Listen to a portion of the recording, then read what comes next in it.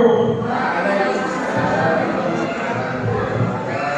Hamdan wa syukran lillah wa salatu wa salamu ala asyrafil anbiya'i wal mursalin wa ala alihi wa sahbihi ajmain. Amma ba'du.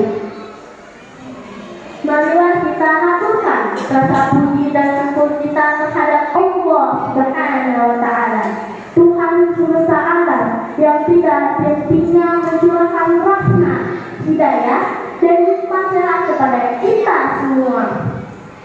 Tidak lupa salawat dan salam selalu kita sanjungkan kepada Nabi besar kita Muhammad Sallallahu Alaihi Wasallam yang telah berjasa menuntun kita dari jalan kegelapan ke jalan yang terang benderang, dari jalan yang dimurkai Allah Subhanahu Wa Taala ke jalan yang diridhoi Allah Subhanahu Wa Taala.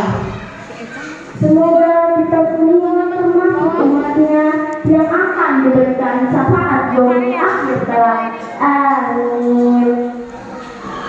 Para dewan juri yang saya hormati, guru-guru sekalian yang saya muliakan, serta teman-teman saya yang saya banggakan, saya ucapkan ahlan wa sahlan, syukran jazilan.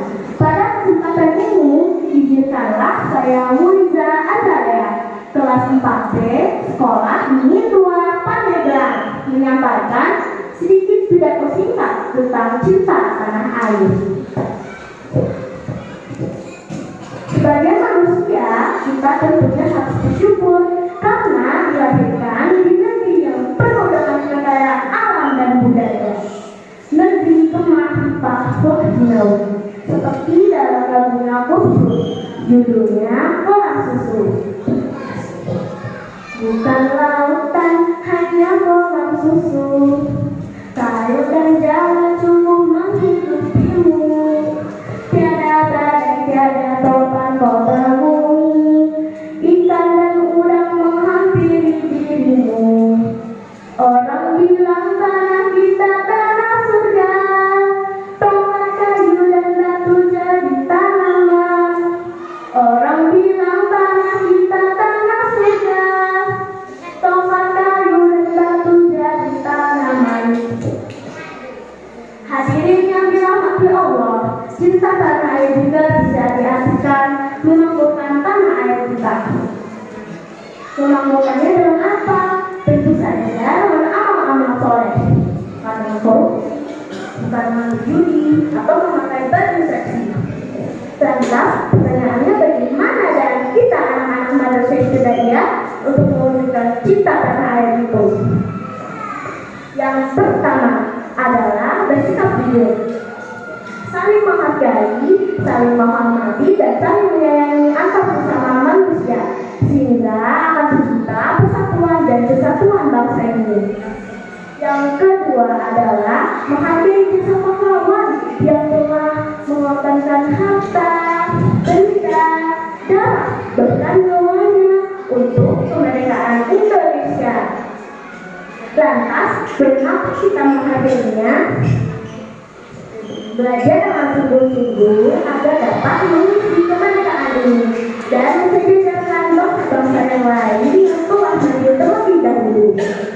Yang ketiga adalah kita harus bangga dengan menggunakan produk dalam negeri ini sehingga bisa memajukan perekonomian negara kita.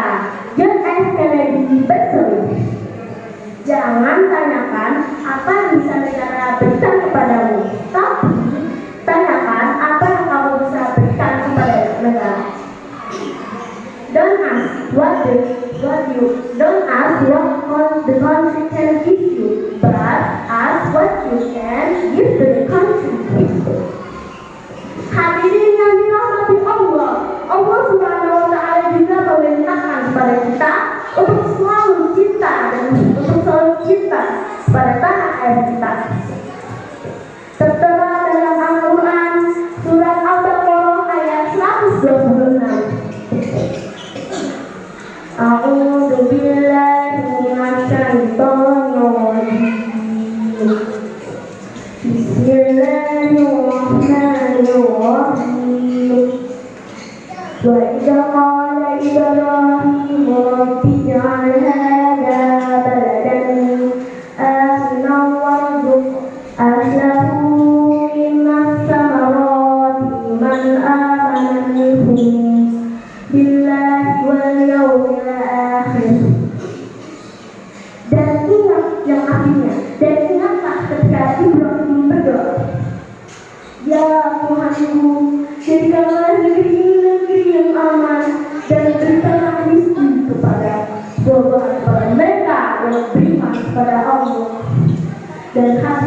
kemudian.